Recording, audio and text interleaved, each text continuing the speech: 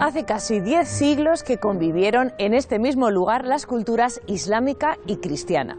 Fruto de aquella convivencia es el llamado arte mudéjar, término que significa literalmente aquel a quien se ha permitido quedarse. Hoy viajamos por la historia hasta los orígenes de la ciudad de Teruel. Bienvenidos.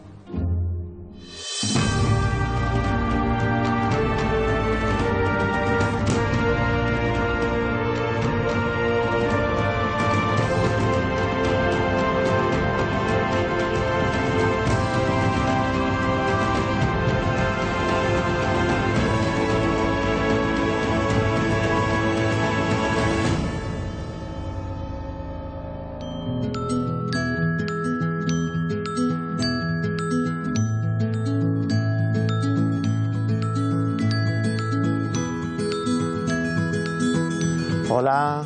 Hola. Bueno, vamos a seguir en clase hablando de la historia de Aragón. Hoy en concreto vamos a hablar de la ciudad de Teruel. Supongo que sabréis muchas cosas de la ciudad de Teruel, ¿no? ¿Quién me cuenta algo? A ver, por ejemplo, Raúl, ¿qué sabes de la ciudad de Teruel? Que es la capital de la provincia, que está en el sur de Aragón, sí, y que limita con Castellón, Valencia y Zaragoza. Eso es. ¿Y con qué más provincias limita? Dime, Ana. Con Guadalajara, Tarragona y Cuenca. Vale, pero además de geografía sabremos algo más de la ciudad de Teruel, ¿no? Por ejemplo, ¿con qué animal está identificada la ciudad de Teruel? ¿Cuál es su símbolo? Dime, Miriam. Con el toro. Exacto, Miriam, el toro. Por eso en la ciudad de Teruel hay una plaza que se llama la Plaza del Torico. Pero si no va a Teruel, ¿qué edificios puede encontrar allí? ¿Con qué tipo de arte se identifica la ciudad de Teruel? Con el mudéjar. Muy bien, Javier, con el mudéjar. ¿Y eso qué es? Patrimonio de la humanidad. Patrimonio de la humanidad. No quiere decir que solo haya edificios mudéjares en Teruel. Habrá edificios góticos o modernistas. Pero claro, si hablamos de Teruel, tenemos que unir a la ciudad de Teruel con el amor. ¿Qué relación hay entre estas dos cosas? Los amantes de Teruel. Los amantes de Teruel, explícame. Pues de un chico y una chica que están enamorados y el chico se tiene que marchar a la guerra y cuando vuelve la chica está casada con otro. Entonces muere de amor y la chica cuando se entera de que ha muerto va a darle un beso y muere ella igual. Eso es una historia de amor pero trágica, los amores de Isabel de Segura y Diego de Marcilla. Porque claro, vosotros o vosotras habéis estado alguna vez enamorados, ¿no? Bueno, pues de eso vamos a hablar hoy, del siglo XIII, de la ciudad de Teruel, en el que es una ciudad que hace frontera, una ciudad cristiana que hace frontera con el imperio musulmán. Y precisamente de esto es de lo que hoy vamos a hablar.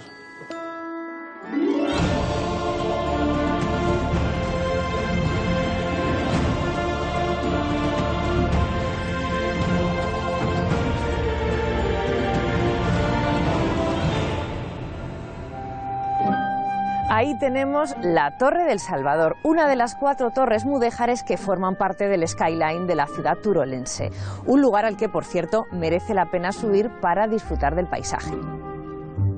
Los monumentos más importantes de esta arquitectura mudéjar turolense son la torre, techumbre y cimborrio de la Catedral de Santa María de Mediavilla, la iglesia de San Pedro, la torre de la iglesia de San Martín y la torre de la iglesia del Salvador, que es lo que tenemos de fondo. Estos monumentos mudéjares que hoy vemos en Teruel se comenzaron a construir en torno al siglo XIII, pero la historia de esta hermosa ciudad se remonta varios siglos atrás.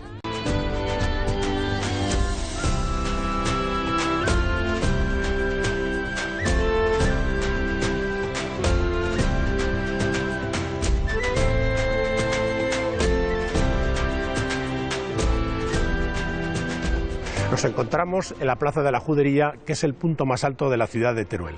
En este lugar se cree que estuvo la primitiva aldea islámica, denominada Tirwal, que era la cabecera de un pequeño distrito. En este lugar, después, Alfonso II construye la villa cristiana y la muralla en 1171. Se trataba de una ciudad con funciones defensivas para contener el empuje de los almohades situados en Valencia. La construcción de Alfonso II significa planificar una nueva ciudad que acaba con los restos de la antigua villa o del antiguo poblado islámico.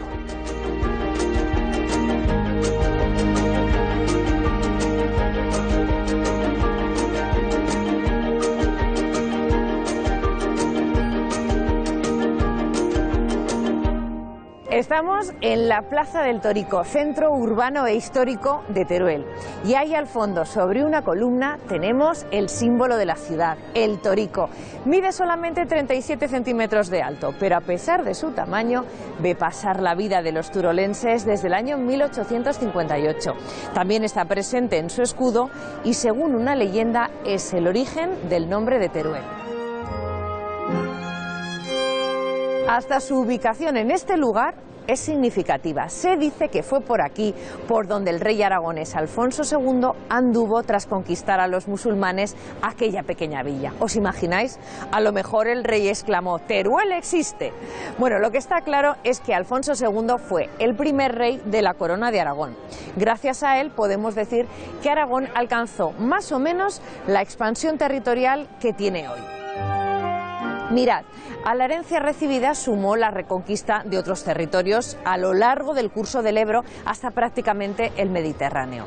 Por el Bajo Aragón conquistó numerosas poblaciones como Valderrobres, Aliaga, Castellote, Cantavieja y Teruel. Y ya que estamos aquí, mejor si volvemos sobre la leyenda del Torico. Pero mejor no la voy a contar yo. Vamos a retroceder unos cuantos siglos antes y la vamos a escuchar en boca del ciego Salvador y su acompañante.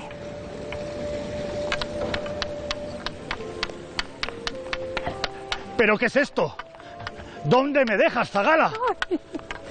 Ay, Salvador, si no me puedo despistar ni un momento, casi te tropiezas. Hombre, como que no veo. Tú tenías que ser mis ojos. Menudo ayudante me he llevado yo, que casi me mato. ¿Dónde estamos? Pues eres muy exagerado, ¿eh? Estamos en una fuente. ¿Una fuente? ¿Una fuente qué? Pues tiene una columna. ¿Una columna algo más tendrá? Tiene un toro encima. Un toro grande, menuda columna tendría que ser. No será un torico. Bueno, torico sí que es, ¿eh? Que me aspen si no estamos en la plaza del Torico, en el mismísimo Teruel. ¡Qué clarividencia la tuya, Salvador!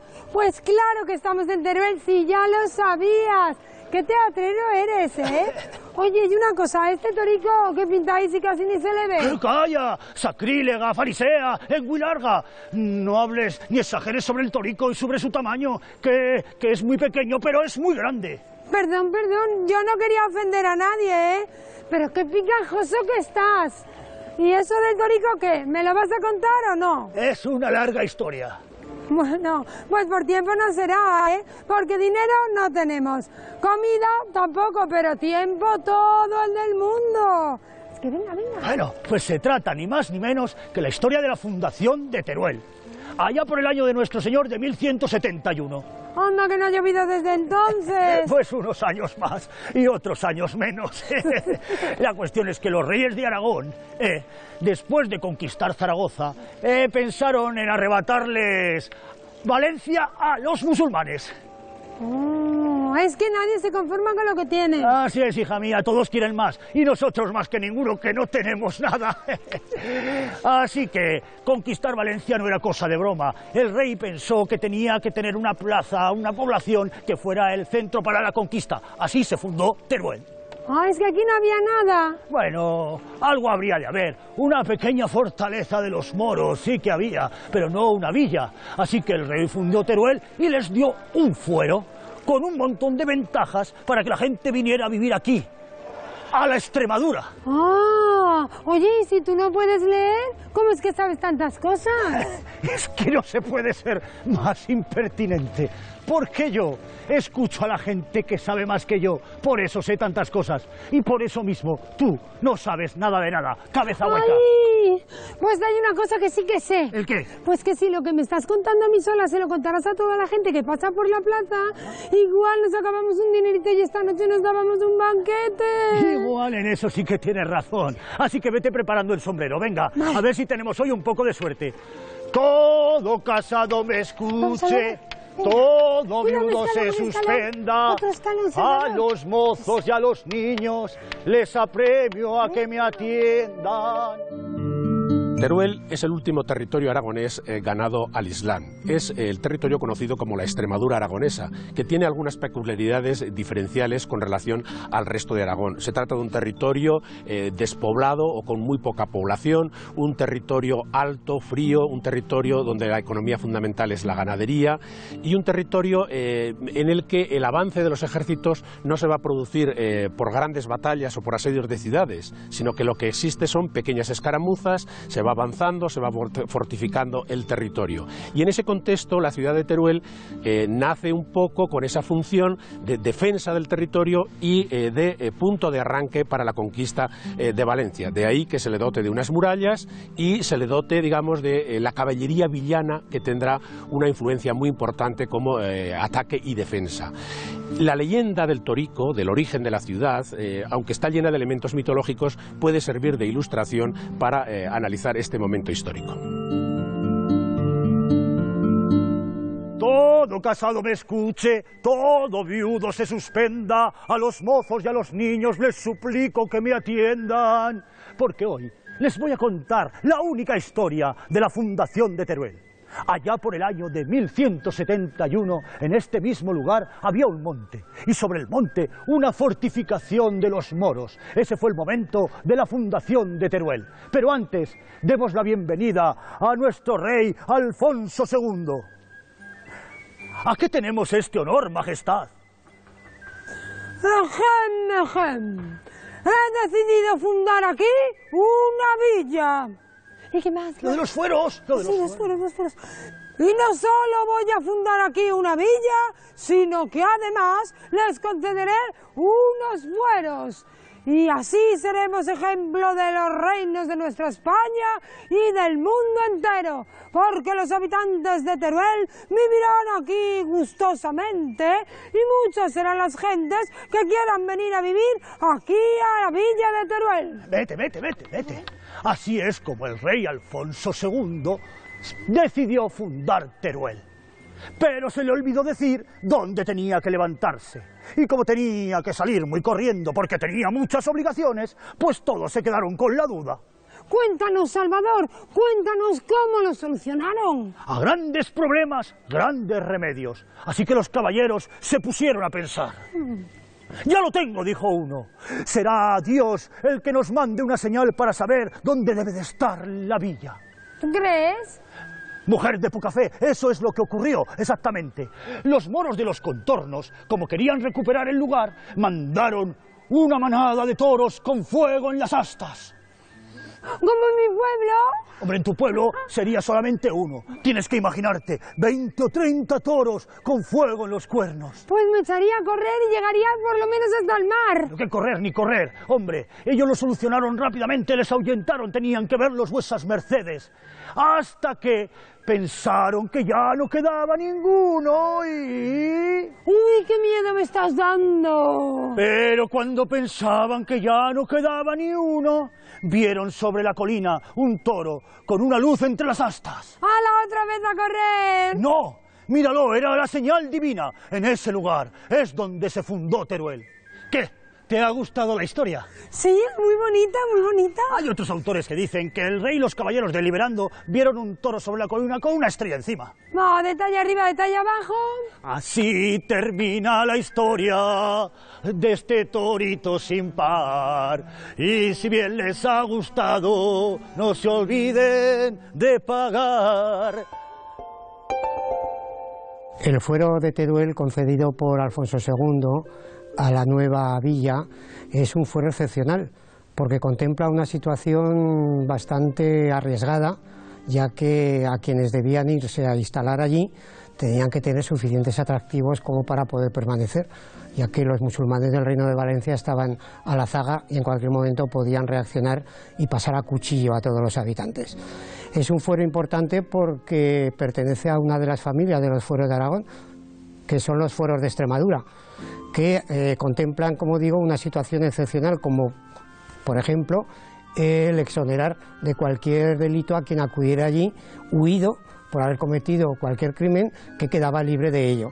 Y además la permanencia de los foros de Teruel es hasta prácticamente el siglo XVI, porque la dificultad fue integrarlo dentro del conjunto de los foros de Aragón, precisamente por esa situación tan excepcional, de manera que el foro de Teruel estuvo vigente hasta bien avanzado el siglo XVI.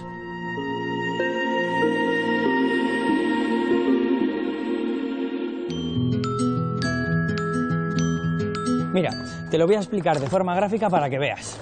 A ver. Este libro es el Reino de Aragón. Este es el Condado de Barcelona. Este el Reino de Valencia. Aquí está Mallorca. Esto es Cerdeña. Esto Sicilia y esto Nápoles. Ah, ya sé a dónde quieres llegar a parar. Espera, espera, impaciente. Todos estos reinos, condados, marquesados, ducados y demás mantenían sus propias lenguas, sus tradiciones, sus impuestos, pero todos pertenecían a la corona de Aragón, que pues vendría a ser pues mi mochila. Ya, ¿y el rey? El rey pues podría ser yo perfectamente, ya que la mochila es mía y la llevo y la traigo todos los días. Hombre, claro, el rey de tu casa, si acaso. Ah, no, pero el ejemplo no me viene mal. Mira, lo que quiero decir es que no es lo mismo el rey de cada uno de estos libros que el rey que los gobernaba a todos. Exacto, por eso había reyes del Reino de Aragón y reyes de la Corona de Aragón. ¿Tú recuerdas el asunto de la boda de la reina Petronila de Aragón con el conde de Barcelona, Ramón Berenguer? Más o menos. Ramiro II, el monje, tuvo una hija, la reina Petronila, que como era mujer no podía reinar, pero sí podía transmitir el linaje de los Aragón. Así que su padre le buscó un marido que estuviera a la altura y que no anduviera muy lejos. Y el afortunado fue el conde de Barcelona, Ramón Berenguer IV. Ah, sí. La reina de Aragón y el conde de Barcelona tuvieron un hijo, que es Alfonso II, que tras la muerte de su padre heredaría los territorios de Barcelona y Aragón. Y ahí comienza la andadura de la Corona de Aragón. Alfonso II es el primer rey de la Corona de Aragón. Luego se añaden otros territorios, pero los primeros territorios de la corona fueron el Condado de Barcelona y el Reino de Aragón. Claro, no, clarísimo. Qué a gusto me he quedado. ¿Qué haces? Anda, vuelve a sacar el Condado de Barcelona, Sicilia, Cerdeña, el Reino de Valencia. Mañana hay examen, ¿eh? Bueno, pero una pausita sí, ¿no? Ah, yo hasta que no acabe, no. Ah, tú verás. La arquitectura mudéjar de Teruel, como la arquitectura mudéjar aragonesa en general, se caracteriza por la utilización de materiales de tradición islámica como son el ladrillo y la azulejería aplicada a la arquitectura. El ladrillo tiene tanto carácter constructivo como sobre todo decorativo, resaltado sobre el muro, y la azulejería añade una nota de color y al mismo tiempo de luz que titila y que desmaterializa el muro, de modo que en las torres mudéjares de Teruel, tanto la torre de Santa María como la de San Pedro, las más antiguas del siglo XIII, y en las de San Martín y El Salvador, las más recientes del siglo XIV, podemos ver como tapices suspendidos que desmaterializan el muro y son un ejemplo de la estética de lo mudable en la tradición islámica.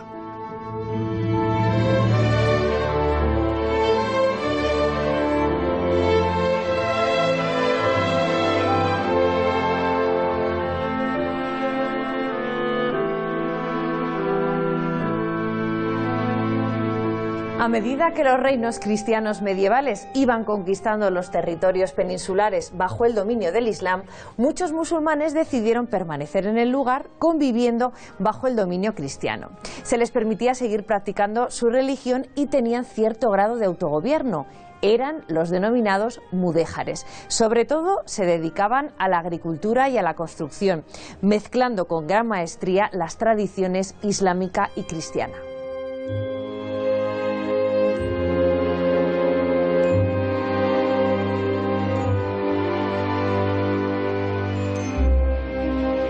Fijaos, levantaron auténticas maravillas como esta, la torre de la iglesia de San Pedro, cuya estructura es como las cristianas, una sola nave hueca en el interior y dividida en estancias superpuestas. Cerca de esta torre levantaron otras dos, casi gemelas, la del Salvador y la de San Martín. Su estructura es islámica y similar a minaretes como el de la Giralda de Sevilla. La unión de ambas culturas también quedó plasmada en los capiteles de estos arcos, que nos dejaron un mensaje para la posteridad. la mano de Fátima, símbolo de la fe del Islam, y las llaves de San Pedro. Ambas aparecen juntas, simbolizando el mundo musulmán y el cristiano. Pero ¿cómo creéis que fue esa convivencia? Es decir, la integración de los mudéjares en la sociedad. Bueno, pues aquí tenéis un ejemplo, una conversación entre un maestro de obras y su ayudante. Tenga esto suyo, ¿verdad? Muchas gracias. ¿A usted? Bueno, pues esto ya está. Ha costado esfuerzo, pero ha valido la pena. Los turolenses se van a quedar con la boca abierta cuando quitemos los andamios. No habrán visto nada igual. Ni aquí ni en ningún sitio. Que las obras que se están haciendo en este reino no se parecen a nada. Si viniera un francés pensaría que esto es cosa de moros. Y si viniera un hermano nuestro, sí, algún musulmán del norte de África, creería que es de cristianos. Y los dos tendrían razón, porque es una iglesia de cristianos hecha por maestros moros. Así de simple. Así de simple. Muchos no opinarían lo mismo, os lo digo yo. Pensarían que el mundo se está volviendo loco. ¿Por qué? ¿Tú me ves que yo estoy loco? Hay que adaptarse y tomar las cosas como vienen, como el junco que se dobla con el viento, pero luego vuelve a su lugar. Hombre, maestro, no digo que no, pero muy normal no es que vivamos en tierra de cristianos y que trabajemos para ellos. Normal, normal. ¿Y qué es lo normal? En un mundo normal, cuando los cristianos conquistaron la tierra, deberían habernos echado o nosotros habernos marchado. Ya, ¿y por qué no fue así? Porque cada uno hace lo que más le conviene. Imagina lo que es importante para ti, la calle donde diste el primer beso a tu mujer o por donde corren tus hijos, las tumbas de tus abuelos. Imagina dejarlo todo para empezar en un sitio donde nadie te conoce. La verdad es que no quiero ni pensar en eso, ¿eh? Ni yo, porque soy ya más de Teruel que los cristianos o los hebreos que viven en la judería. Sí, ¿y yo? Pues eso. Y por otra parte, los conquistadores necesitaban población para los territorios que iban ganando. Y si eran buenos trabajadores como nosotros, pues mejor. Ya lo creo. ¿Sabes lo que dicen los señores que tienen vasallos moros? Claro, que quien tiene moro tiene oro. Nadie trabaja la tierra como nosotros. No le sacan el mismo rendimiento los cristianos, así que los señores encantados. Vale, una cosa es que vivamos en las mismas ciudades, pero de ahí a que construyamos iglesias para los cristianos para un mundo. ¿Es que no nos pagan? ¿Y los hebreos cuando hacemos sus casas o sus sinagogas no nos pagan también? Sí, los cristianos nos pagan, pero luego nos obligan a vivir en un barrio aparte. ¿Y no vives ahí bien, viviendo entre tu gente, con tus costumbres, pudiendo ir a la mezquita siempre que quieres y sin que nadie te moleste? Así que no te quejes tanto, que muchos querrían estar como tú. Vamos, empieza a trabajar, que todavía hay mucho que hacer.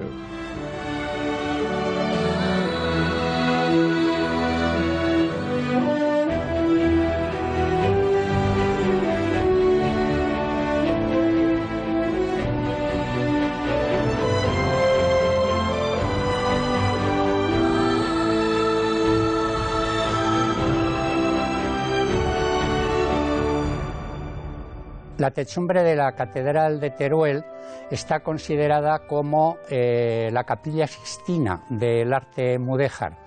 No es una artesonada como popularmente se le conoce, sino una armadura de par y nudillo, es decir, tiene una estructura de tradición islámica, pero sobre todo es importante por el gran programa decorativo que fundamentalmente es un friso de toda la sociedad medieval de la época. Este programa fue realizado por maestros de obras cristianos que colaboraron con los carpinteros moros y en él se despliega desde toda una tradición de decoración islámica vegetal, estilizada e incluso con inscripciones árabes, hasta todo un friso de decoración cristiana, incluida toda la sociedad de la época, con los reyes, las reinas, las órdenes religiosas, los oficios, los carpinteros, los pintores, siendo el mejor testimonio gráfico del momento del siglo XIII.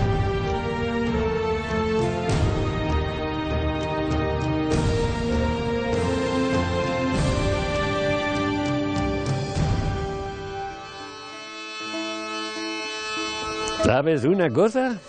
Esto te gustará. ¿El qué? Tú no estabas aquí cuando empezamos a construir la iglesia. Pero la torre más antigua la hicieron nuestros antepasados. Vaya una cosa, eso ya lo sabía. Calla y escucha un poco. Verás, tú no te habrás fijado en la decoración porque los jóvenes de ahora no os fijáis en nada. Pero además de las llaves... Vaya una cosa, si es una iglesia dedicada a San Pedro, llaves tiene que haber. ¿No dicen los cristianos que es el portero del cielo y siempre se le representa con unos llaves enormes? Sí, eso es verdad y es bastante normal. Pero lo que no es tan normal ¿El qué? es que además de las llaves haya... ¿El qué? Manos de Fátima. ¿Manos de Fátima? No me lo creo, eso es una broma. No, pues créetelo. Debe de ser que los que construyeron la iglesia las pusieron allí para dejar claro cuál era su fin. ¿Y dónde están? Yo quiero verlas. Pues tendrás que trepar porque están en un lugar que no se ve desde abajo. Yo las descubrí cuando colocábamos los andamios para orar en la iglesia. Así que dejaron su huella. ¿Y nosotros? ¿Y nosotros? ¿Te parece poca huella la que hemos dejado? Esos lazos, esas estrellas de cerámica. Cuando dentro de 500 o de 1000 años vean esta iglesia, sabrán que la han levantado maestros de obra moros. Nuestra huella está por todas partes. Bueno, también hay cosas de cristianos por todas partes. Por ejemplo, la forma de la iglesia. Sí, y todo. Es normal. Es una iglesia y también en las sinagogas que construimos hay cosas de los judíos. Pero ¿sabes lo que es lo mejor? No, pero sospecho que me lo vais a decir. Que en todo lo que hacemos estamos nosotros, nuestra manera de ser, nuestra forma de ver el mundo, en todo. Porque somos gente de frontera, que no se te olvide. Y en la frontera está la mezcla, y todo lo que hacemos es producto de la mezcla, porque no hay nada más aburrido que lo puro. ¿No hay nada más aburrido que lo puro? No sé qué quiere decir, maestro. Yo tampoco, pero lo decía, hombre. Dale algunas vueltas y tal vez lo entenderás. Y ahora a trabajar, basta de cháchara, que no paras de preguntarme cosas con tal de no hacer nada. Vale, maestro.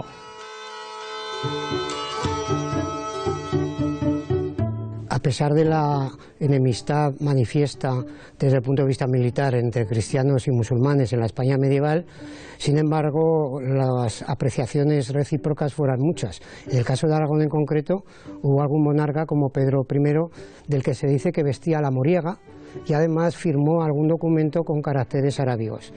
Y luego también hubo un esfuerzo por asimilar esa cultura musulmana, entendiendo que, por ejemplo, las mezquitas podían ser aprovechadas para consagrarlas y dedicarlas al culto cristiano, y algunos de los palacios musulmanes, como es el caso evidente de la Aljafería, también se fue reconstruyendo al modo cristiano para poder aprovechar sus estancias.